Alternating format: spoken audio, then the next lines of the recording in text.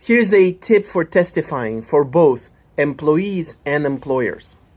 When you're testifying in court or at arbitration or even at your deposition, do not make it sound like the other side does everything wrong all the time, because it will hurt your credibility and it will make your testimony sound very questionable to whoever it is hearing it and to whoever it is that will be deciding your case. For example, if you're an employee who has a disability discrimination case where your employer accommodated your restrictions 5 times and then he refused to accommodate your restrictions the 6th time, do not make it sound like they have never done anything to accommodate you.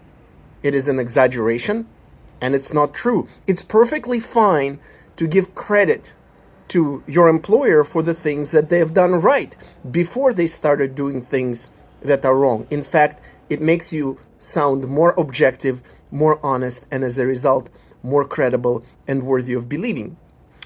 The same is true about employers. If you have an employee who you fired for some kind of violation or some kind of misconduct after that employee worked for you for 5 years or 10 years or longer, do not make it sound like that is the worst employee you've ever had.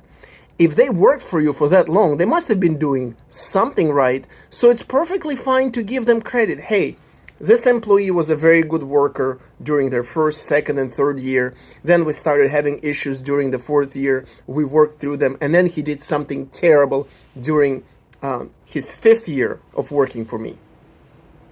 A more nuanced approach to the other side, when you testify about them, when you talk about them during your testimony, will only make you sound more honest, more credible, and more worthy of believing. One of the very common mistakes that employees make when they testify in their discrimination and wrongful termination case is saying that every single thing the employer does is wrong. All of their coworkers are evil. All of their coworkers are out to get them and backstab them. So what, are you the only good person at your workplace among dozens or even hundreds of workers in your office? Who do you expect to believe that?